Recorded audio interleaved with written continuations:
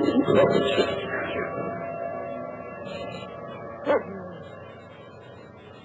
evening. You're listening to the Hour of the Time.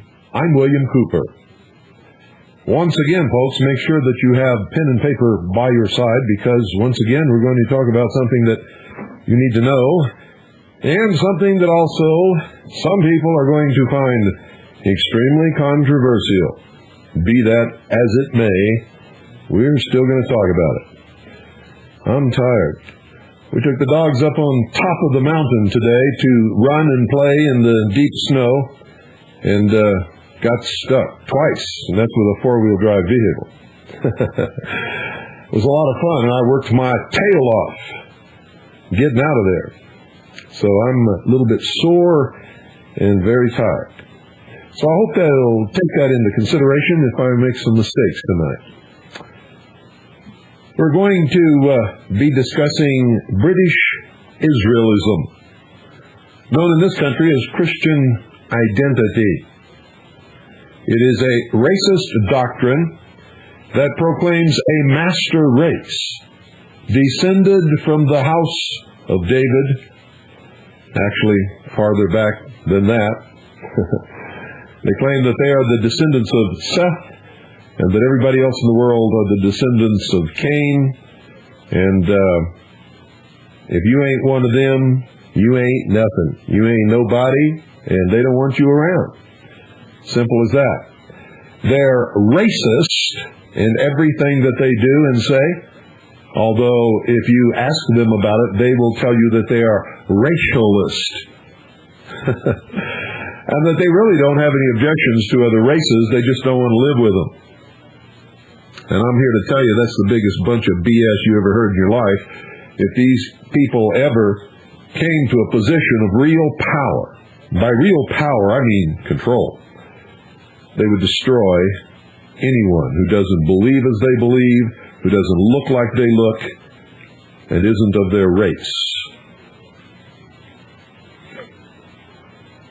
Now, I'm not just whistling Dixie here, folks. I've studied these people for a long time.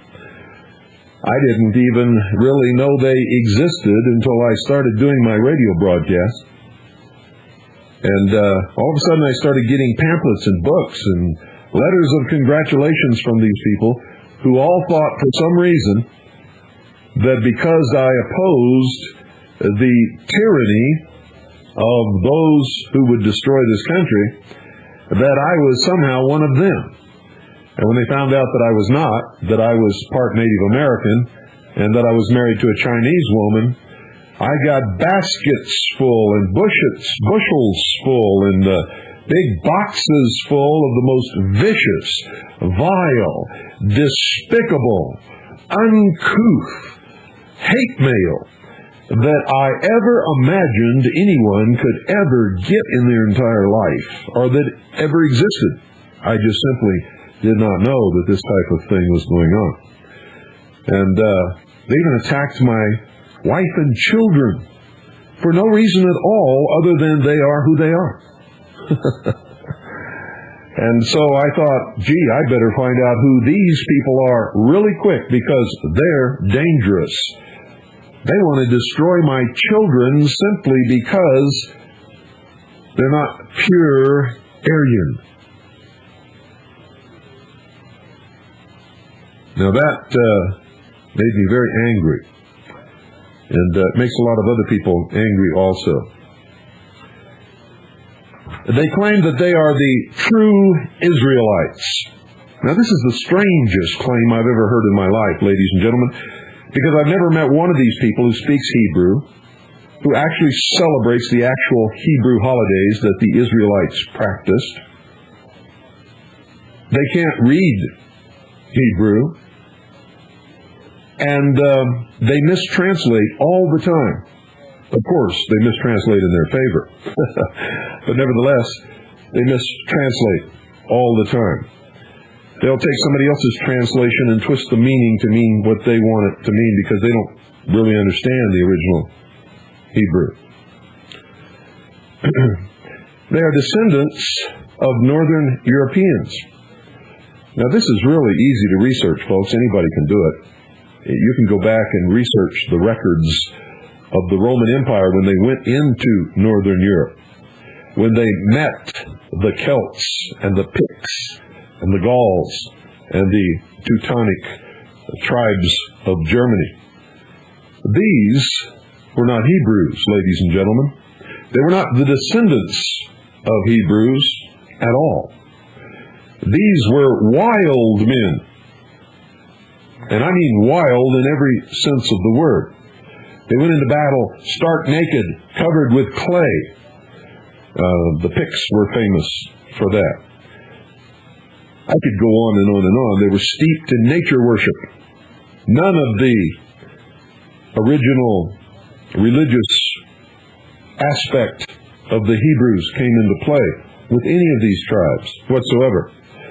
Another strange claim by these people, the British Israelites, is that they are the original progenitors, so to speak, the creators of civilization. Yet in the Middle East, in Africa, and in Asia, there were great civilizations that existed long before these people ever even learned to put a loincloth on, much less become civilized. Their answer to that is that they descended from those Eastern and Middle Eastern civilizations, and that they arrived in Northern Europe by some great circuitous route of migration. That doesn't wash either, ladies and gentlemen. If you study these people, you'll find that they most probably came, and I'm talking about the Northern Europeans, they most probably, according to scientists, but you can't really trust them either. You see, they say the American Indians came to North America across a land bridge from Siberia, and they're really Mongols who changed over a period of time and became North American Indians. What we call Indians, they're not Indians at all, they're just North Americans. But the American Indians say that that's not true. They have their own history, and they dispute that. And modern science has a way of changing its story through the years anyway. But they say that the Northern Europeans actually migrated from India. Now, I've been to India several times in my life, ladies and gentlemen, and I haven't seen anybody in the country of India, even in the highest caste groups, that resemble Northern Europeans. Sorry, but there just isn't anybody there who has that kind of resemblance. The ancient Hebrews did not look like Northern Europeans either. Another claim made by these people is that Adam, the father of the human race, and I can't understand why they make this sort of distinction, because Adam was the father of Seth and Cain. But they claim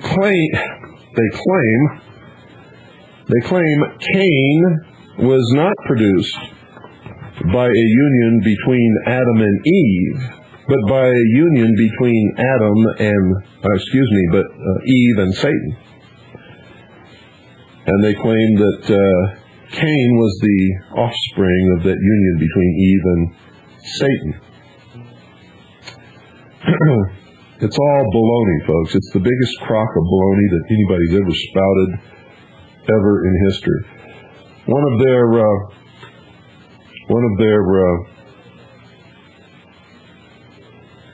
explanations of this is that the true son of Adam was white, and that Adam actually means blood in the cheeks. When you research that word, you'll find that that's not what it means at all. They claim that Cain was actually a dark-skinned child born of the union between Eve and Satan. You know, there is this really gets wild, folks. It really does. And when you research this name of Adam, you find that it means no such thing. It does not mean blood in the cheeks. And it comes from a long line of myths that existed long before the Bible was ever written, or the Jews became a nation, or the Hebrews became a nation known as Israel. And I'm just going to read to you a couple of short paragraphs from The Holy Grail by Malcolm Godwin, who himself is a British Israelist, but he tells the truth. And so that's what we're interested in on this broadcast. He says, and I quote, "So far we have examined the historical bloodlines, but the blood which courses through the veins of the Grail myth carries with it the hint of something far more dangerous and powerful, like some dark magical ingredient which runs far deeper in ancient tunnels of the collective unconscious. We briefly glimpse the dark spring tides under the moon and the quickening of life.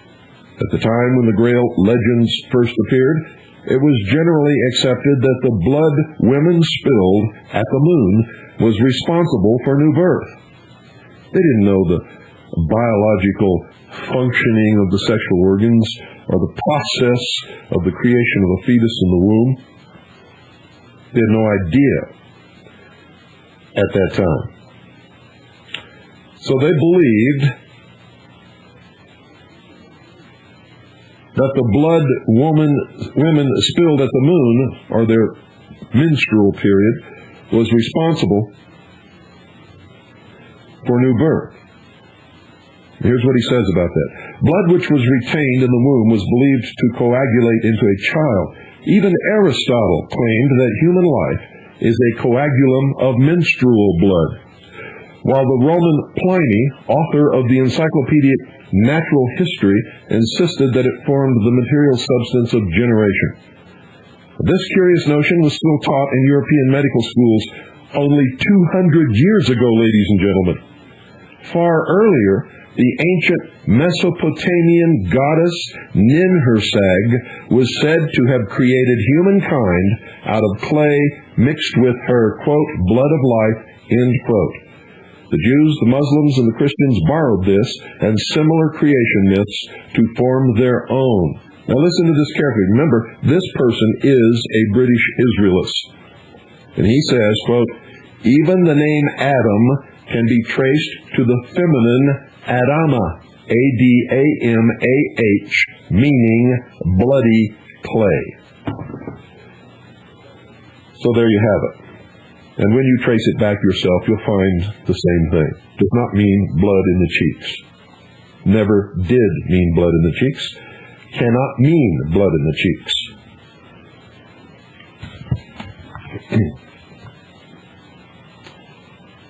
Now I'm going to give you the research of the Executive Intelligence Review, and this report is dated November 14, 1997. This is one of the best research organizations in the world, as far as I'm concerned. I don't particularly subscribe to their politics, but I do have great respect for their research, because I've duplicated it in almost every instance. I don't research everything they research, and they don't research everything that I have researched.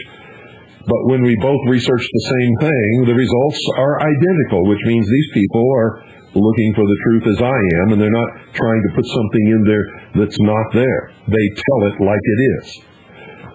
And so tonight, I'm going to tell it like it is. So take note of this. Make notes. Remember, listen to everyone, read everything, believe absolutely nothing unless you can prove it in your own research. Here we go. British Israelites and Empire.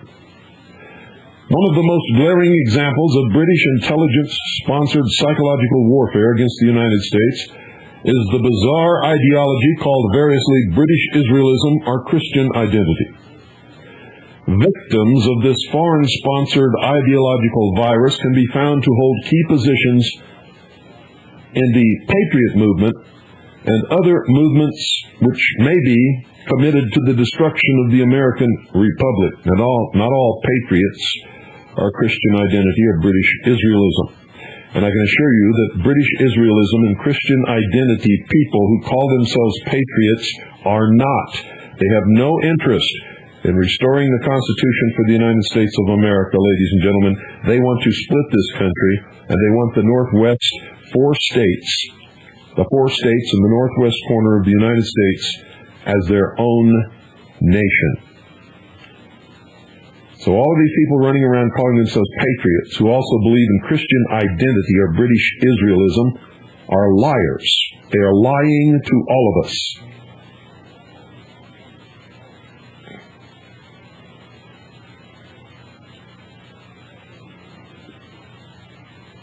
They have been linked, ladies and gentlemen, to the terrorist bombing of the Alfred P. Murrah Federal Building in Oklahoma City in 1995. There are many links to that bombing at a city in eastern Oklahoma called Elohim City, which is a Christian identity British Israelist community.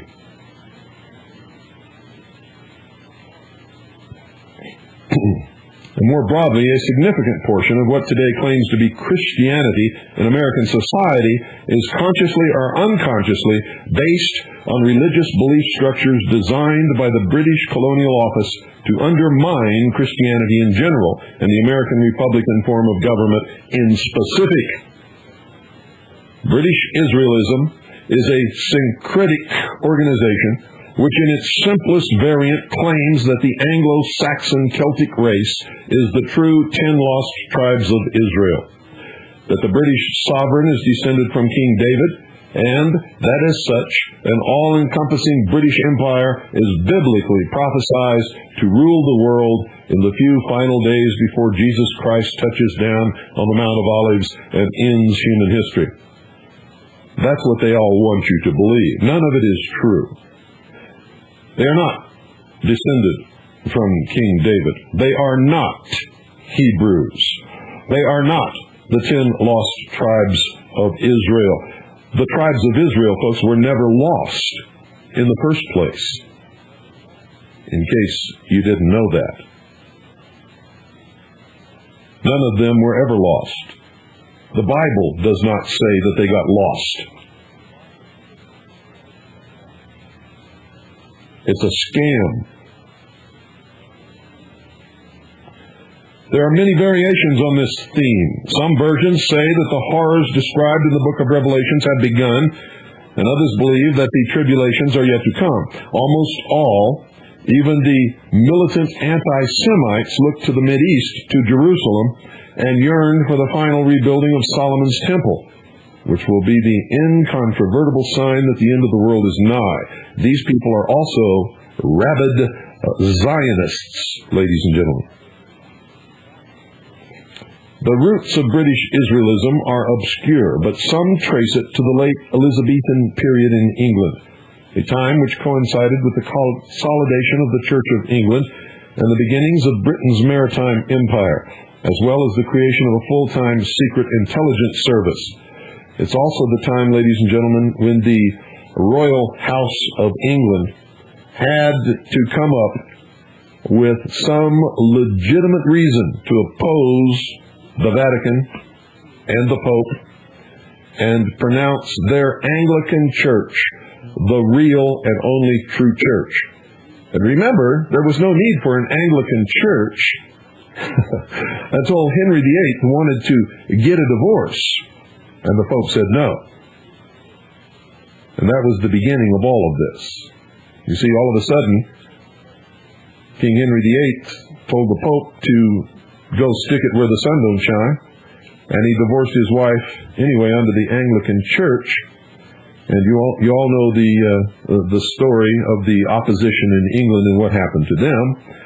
And then the British monarchy had to justify all of their actions. And that's when all of a sudden, right then and there, they became descended from the house of David and possessed the only really divine right to rule. Now, how did this happen? Well, folks, sometime in the near future, they're going to say that they've uncovered historical evidence that Christ did not really die upon the cross, that he fathered children with Mary Magdalene. Those children, along with Joseph of Arimathea, Mary Magdalene, and the children and the bones of Jesus Christ were taken from the Middle East to the British Isles and blah, blah, blah, blah, blah. Under the throne of England there is a stone which they claim is Jacob's pillar. And anyway, let me continue with this report. It might take 2 nights to cover this because there's a lot to talk about here. Remember, it's all baloney. None of it is true. One person who is reputed to have contributed to the early development of the British Israel ideology is John Dee, a fellow of Trinity College and advisor to Queen Elizabeth, who openly practiced black magic and prophecy.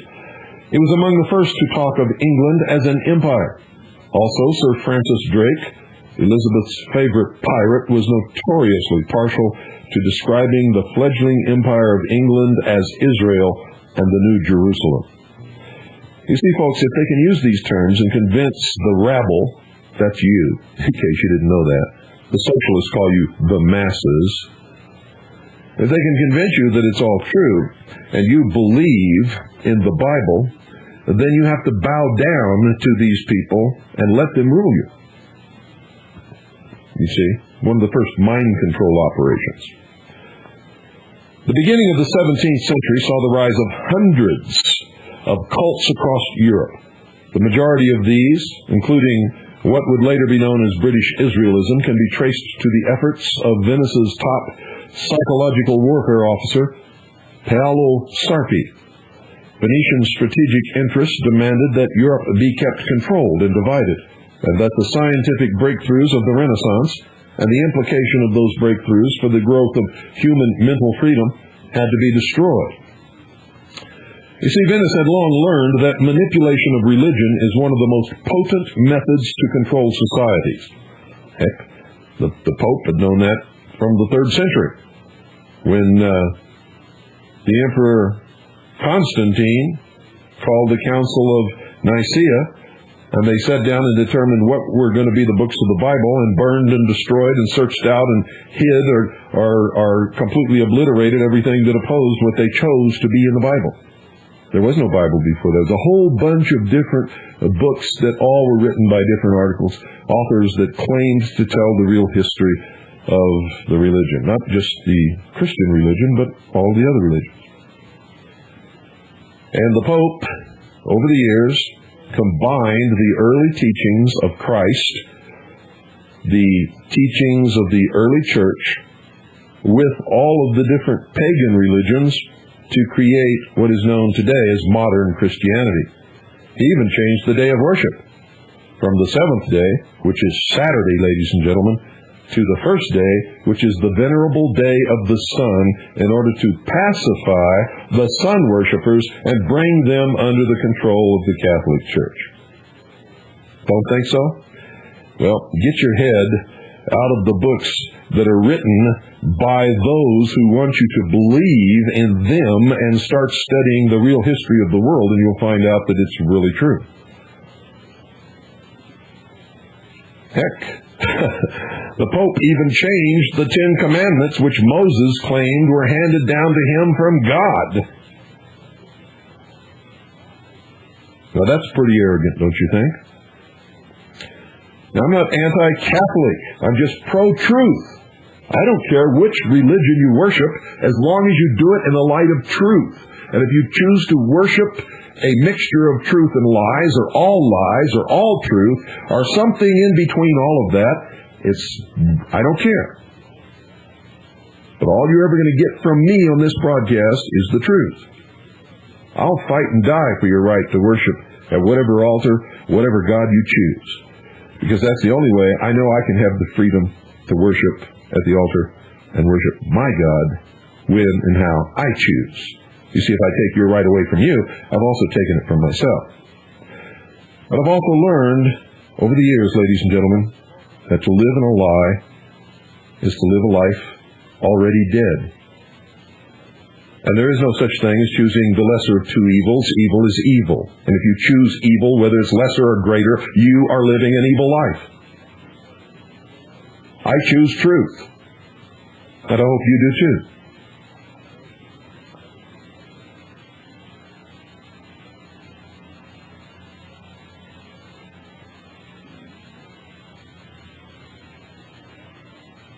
See, these Venetian strategies and the interests of the rulers wanted Europe controlled. And they wanted the population divided amongst, or against, I should say, itself, just like today. And they foster and promote things that will divide people against each other.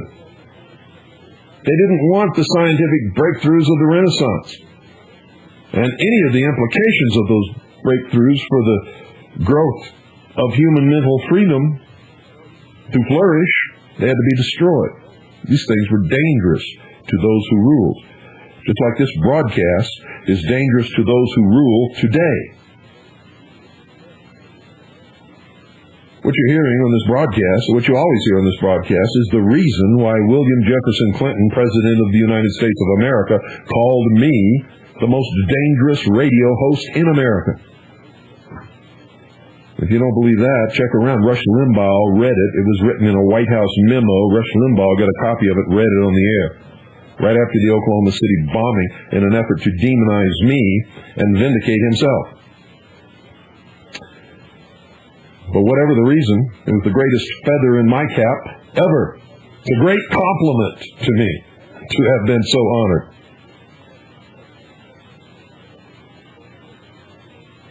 Venice had long learned that manipulation of religion is one of the most potent methods to control societies. The Roman Empire knew it, used it.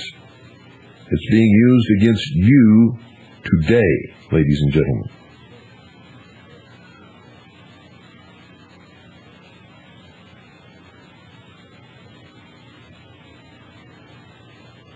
Venetian agents had a direct hand in the English King Henry VIII's break with Rome, and in the creation of the Theocratic Church of England, or the Anglican Church.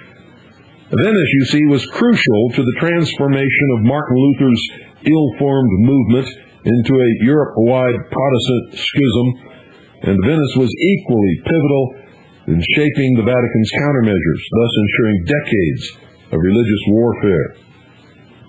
Martin Luther, whether you realize it or not, used the seal of the Rose and Cross on his correspondence. He was a member of the secret mystery religion known as the Rosicruciate. Within this Venetian onslaught, Paolo Sarpi's particular specialty was science. One of the greatest dangers to the oligarchical world outlook had arisen in the mid-15th century when Nicolaus of Cusa, in effect, founded modern science and threatened to sweep away the mental straitjacket of Aristotelianism. Why do they have to make words? Why do they have to put an ism on Aristotle? Why can't they say the mental straitjacket of Aristotle? Sarpi's job was to repackage Aristotle's discredited method in seductive new ways. Sarpi's primary tool was what we today call empiricism, the insistence that science is not based on creativity, but is merely the discovery of the rules of nature, which we deduce from the facts which impinge upon our senses. Now, Aristotle wasn't a bad guy, and he wasn't discredited. Aristotle was the father of reason, ladies and gentlemen, in case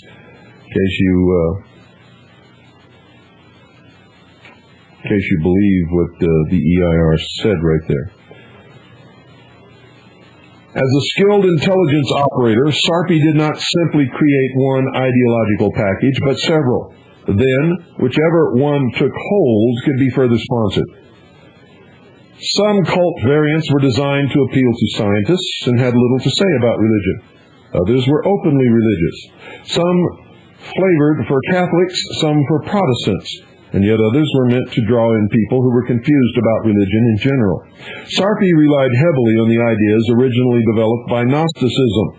Of course, and a Gnostic would, of course, ladies and gentlemen, say that Aristotle was wrong. Gnosticism was a cult of obscure Eastern origin which held that the universe, including the deity itself, was absolutely divided into spirit and the filthy degeneration of spirit called matter. A key belief of the Gnostics was that transcendence from the world of matter was dependent on secret knowledge. Gnosis means knowledge, which was attainable only by an elite of the sect who had achieved purity and had become born again out of the evil flesh. In other words, the hierarchy of the adepts known as the Illuminati. In the 11th and 12th centuries, Europe had seen large-scale Gnostic heresies, notably the Cathari, or pure ones, and their violent suppression. This Gnostic secret knowledge ideology is what Sarpi and his two famous collaborators, Galileo, Johannes Kepler. Under the Gnostic methodology, science explicitly becomes the same as alchemy, prophecy, or magic, which are all just a matter of hitting upon the right combination of chemicals, the right incantation, the plausible interpretation, or the illusion. This took many forms, including a few which contributed directly, ladies and gentlemen, to British Israelism. Francis Bacon, whom many classify as the founder of modern scientific method, explicitly saw science as nothing more than forcibly wresting from nature the secrets that God, a Gnostic deity containing good as well as evil, has maliciously refused to reveal. Bacon's text, The New Atlantis, which suggested that England could become the site of the new King Solomon's Temple, became the founding document of the British scientific espionage operation known as the Royal Society and the source of what is known as this country as America's secret destiny. It was here that Bacon coined the ominous phrase, quote, knowledge is power, end quote. This original Royal Society held alchemy and ghost hunting on the same scientific level as astronomy and chemistry. Another cult spun out of the Sarpi network, which contributes to many forms of British Israel as well as to Freemasonry and Theosophy, is Rosicrucianism. Martin Luther was a member of that organization. Here again, the earliest origins are obscure and include unverifiable reference to the Crusading Knights Templar, officially the Poor Knights of the Temple of Solomon, and to various satanic cults. I can tell you absolutely that they can be traced right to the door of the Knights Templar. According to Masonic legend, a small group of Knights Templar escaped the Inquisition for the order's practice of the Eastern Baphomet cult, whose initiation rite involved spitting on the visage of Christ, to fight with King David Bruce at the Battle of Bannockburn in 1314, thereby engendering the origins of British Freemasonry and of Rosicrucianism. Within higher order Freemasonry, the degree of Rose Cross is known as the degree of revenge against the Pope and the French King. Thus the Jacobinites of the Duc d'Orleans, Philip Eaglite, during the French Revolution were known to be followers of Neo-Templarism. Don't go away, folks. We'll be right back after this very short pause while I sort of wet my whistle with a cup of water here.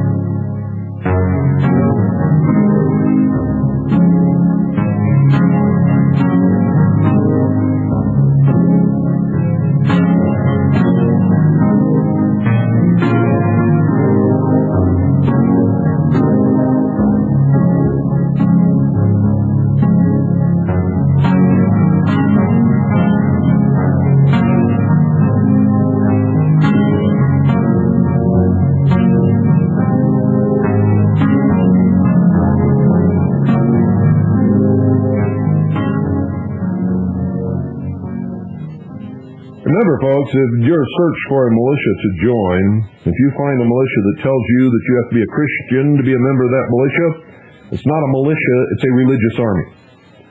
The militia is defined by law. So, and we've given you that law many times on this broadcast. If you want to see it again, go to our website, harvest-trust.org. It's all there. Just go down to the thing that says militia on our homepage, click it, the militia page will come up, and you'll have hours and hours of stuff to read and do there. Places to go, things to look at. And I hope you do. I hope you've all been to our webpage at least once. You should visit as many times as you possibly can. I mean, you could literally stay on our webpage for weeks and not see and explore everything. That's how big it is. That's how good it is. It's a place for people who want to discover the truth. And here's the name again. All you need is http://harvest-trust.org. Head on out. Take a look at it. See what you think. And then leave a message on our Voices page, which is a forum where you can talk to other people who visit the webpage all across this country. Let me see here. Where was I? Shall endeavor to find my place. Here it is. Notwithstanding their primordial roots, the Rosicrucians' strict adherence to a system of esoteric secret knowledge made them grist for Sarpi's Gnostic mill. One of the few solid pieces of evidence we have about Rosicrucianism is that it was popularized in the early 17th century by a book by German theologian Johann Valentin Andrea titled Fama Fraternitatis. That's Fama Fraternitatis. Andrea's book described the fictional activities of one Christian Rosenkreutz, who after studying the magical theories of the East, returned to found a new society. Andrea's book was used as an organizing document by several of Bacon's more occult-oriented contemporaries, including Robert Flood and Sir Elias Ashmole, later the founder of speculative Freemasonry, with its first lodge in London in 1717. The introduction to Fama Fraternitatis is a reprint from the works of Traiano Boccolini, a Venetian theologian and a close friend of Sarpi. I believe that's Boccolini. I believe that's the correct pronunciation. Traiano Boccolini, a Venetian theologian and a close friend of Sarpi, and who also wrote La Bilancia Politica, the first book in history to describe the need for a balance of power to rule Europe. At the same time, Sarpi's operations also encompassed several strictly religious ideologies. Venice had previously encouraged the most extreme Protestant forms, like Calvinism and its English variant, Puritanism, while simultaneously working to harden and militarize Catholicism against them. In the early 17th century, Sarpi's collaborators, like the oligarchical Sandys brothers in England and the legal theorist Hugo Grotius in Holland, began calling for yet a new religion, which would supposedly chart a third way between the extremes of Calvin's theocracy and the Vatican Jesuits. Typically, ladies and gentlemen, this new form would be based on Gnostic-style secret knowledge, the discovery of the original form, the Prisca Theologica, as they called it, of Christianity, before, as they claim, it was deformed by the early church, including St. Paul, and lost to man. Well, at least they're correct in that respect, folks. That's the truth. There is no church, organization, or group on the face of this earth today that calls itself Christian that actually practices what Christ taught and what the early first Christians believed and practiced. And that's the truth. I don't care what you call yourselves, and I don't care how mad this statement makes you, and I don't care how much you hate me for saying it. It is the truth.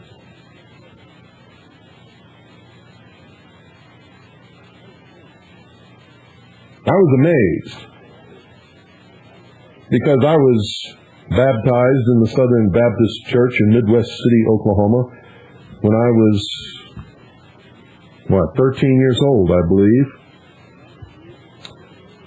And I believed what they taught me and read the Bible and thought that it was all the way it was supposed to be.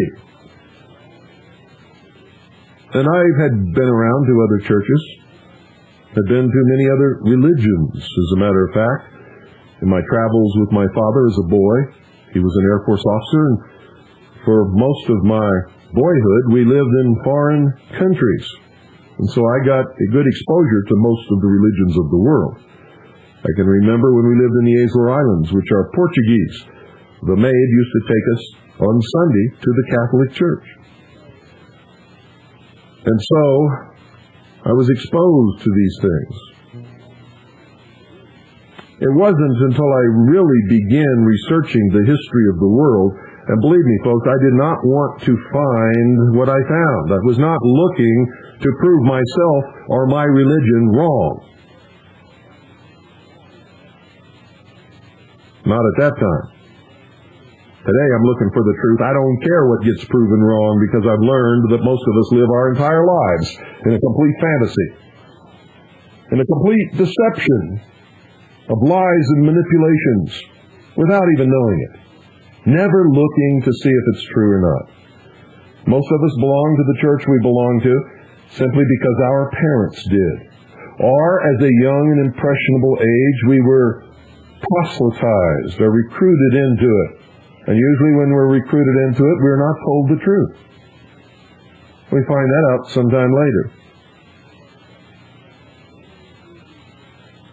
Very few people who belong to any church in this world today ever set out to study all the different religions and churches and theosophy and theology and mystical, or I should say mysticism,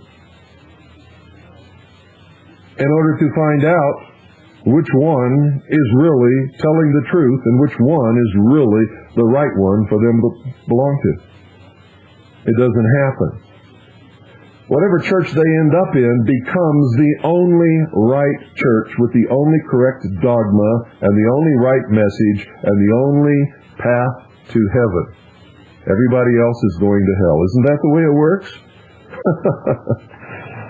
Isn't that the way it works, ladies and gentlemen?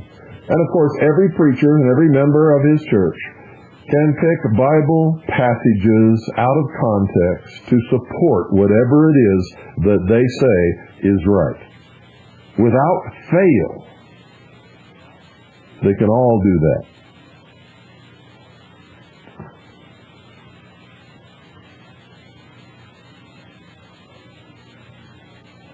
See, I don't think that if the Bible is the inspired Word of God, that God would want it ever to be used in that manner, to tell you the truth.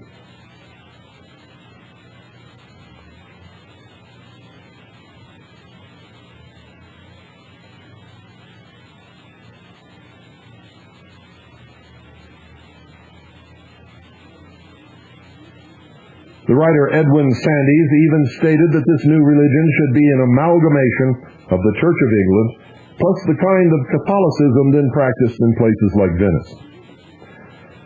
Much of the religious history of 17th century England can be characterized as various factions' attempts to decipher the secrets of the Bible and revive the, quote, old-time religion, end quote. Indeed, much of the original theology of such modern groups as the Quakers, the Pietists, and the Unitarians derives from these debates. And if anybody ever got close, it's the Quakers. This is a major reason why the Cromwellian Revolution of the mid-century saw intense public debates over biblical texts that might be used to proclaim that English law was in conformity with the laws of the Israelites, and allowed the Roundheads to claim that London was the new Jerusalem. Oliver Cromwell's offer to let the Jews return to England after centuries of exile, ladies and gentlemen, was not humanitarian. And Oliver Cromwell did not all of a sudden come up with some great love for Jews.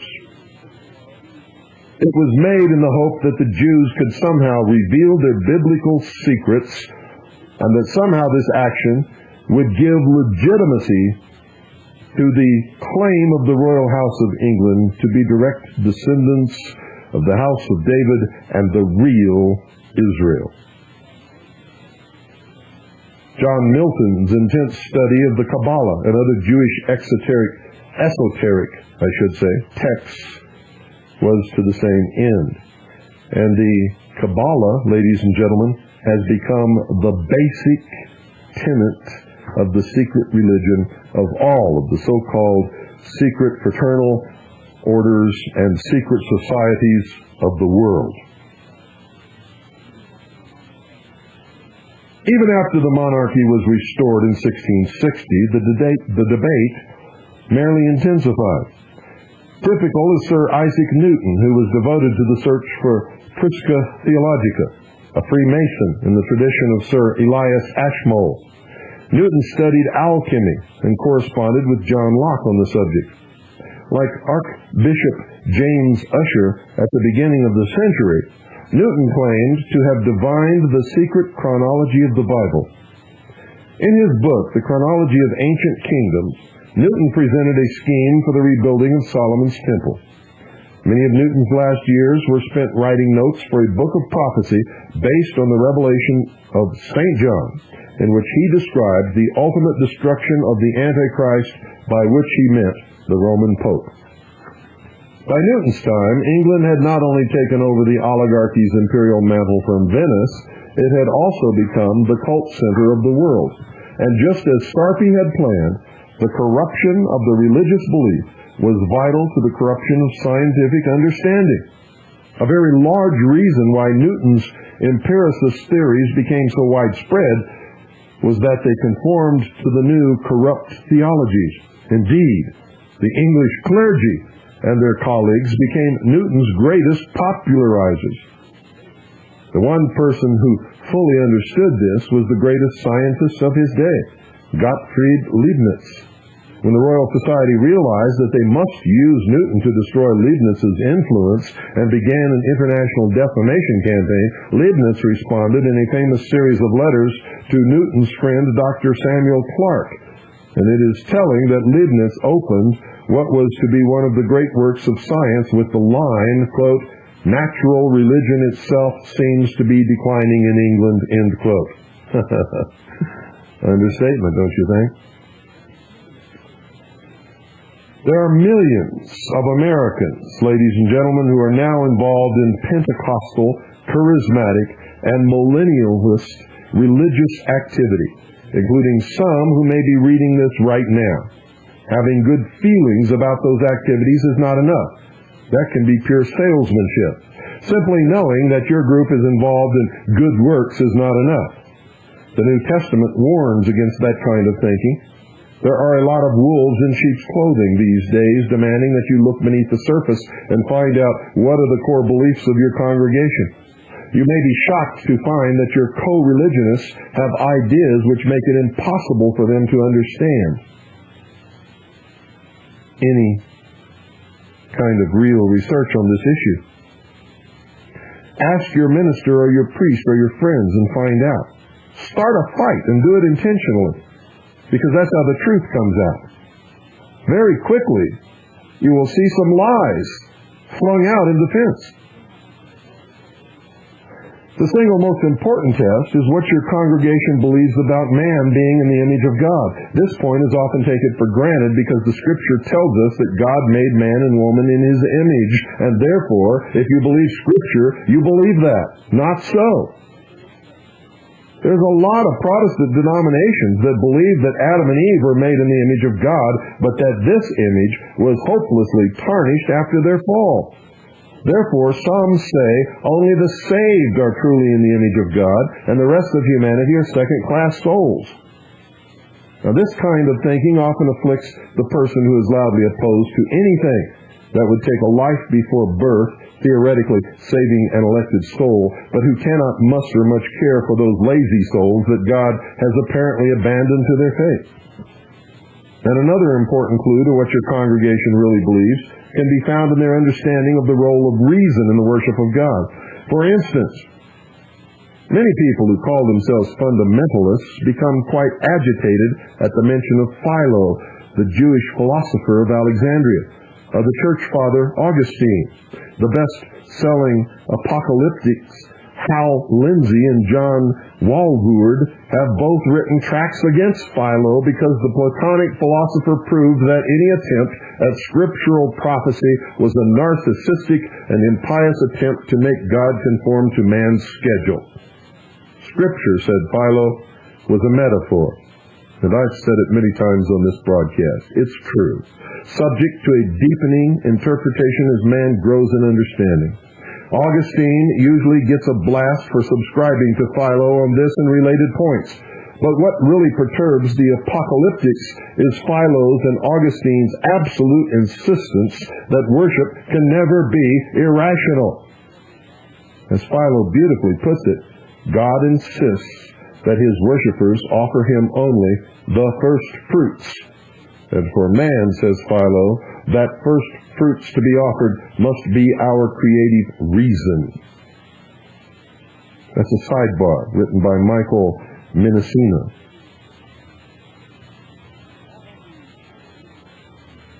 Although the preconditions for British Israelism were rampant in England, the first formal statement of the ideology did not occur until the 1790s, when Richard Brothers, a Royal Navy officer who had fought against America in the Revolutionary War, began to write that England was not just theoretically the New Jerusalem, but that the English people themselves were descended from the lost tribes of Israel, and that they must restore the temple in Palestine. Now you see how it's transcended here? First, the British people were just the British people.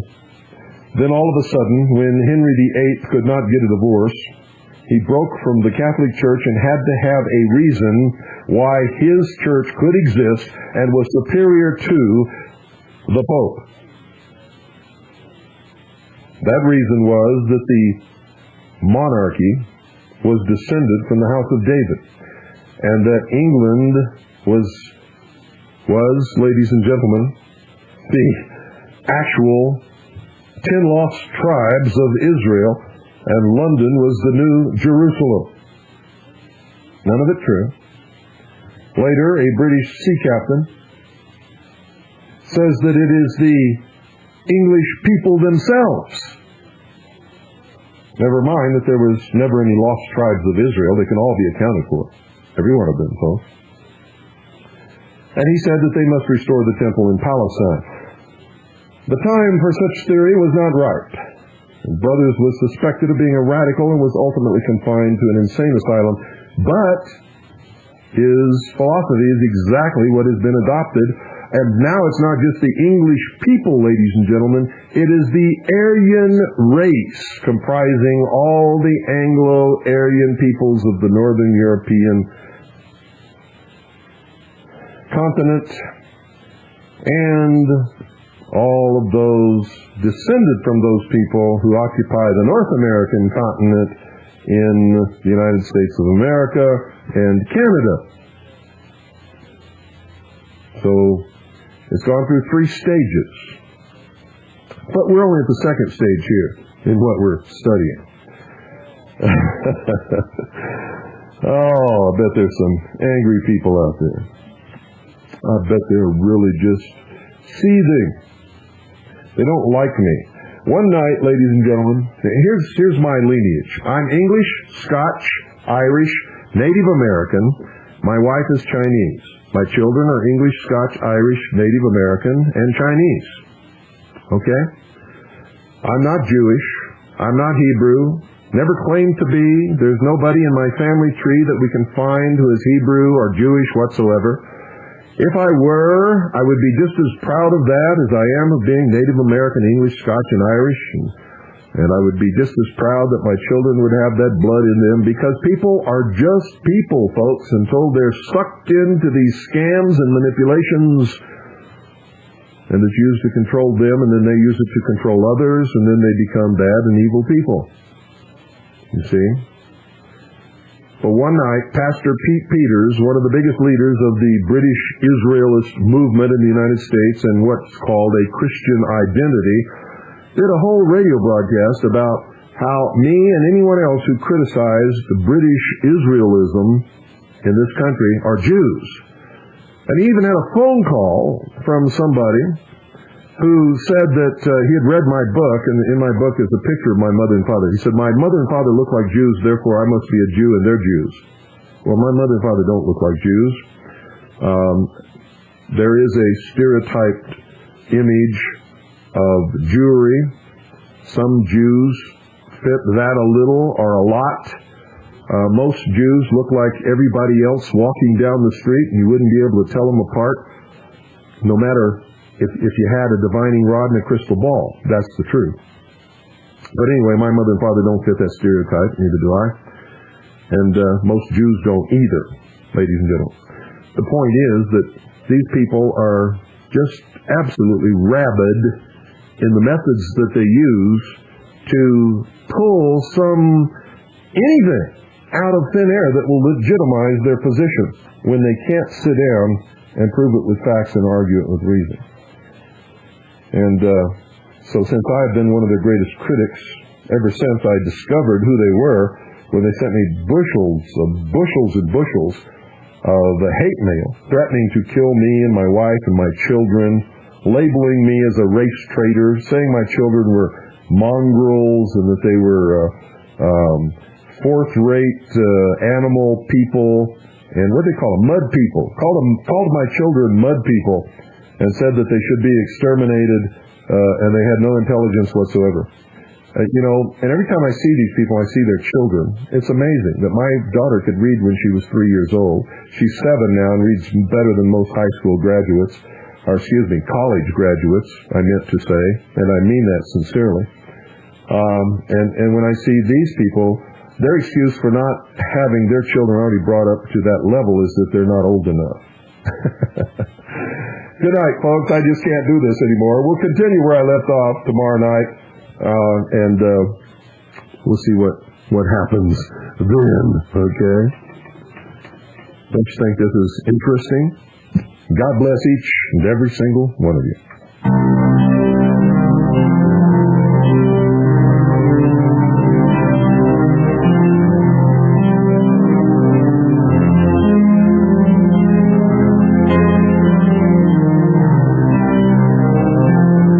Don't miss tomorrow night's broadcast. We've got a lot more to cover. We just barely scratched the surface, folks. That's the truth. One of the claims by British Israelites is that they're being exterminated through forced marriage to mud people, meaning, of course, other races. I've never seen that, have you?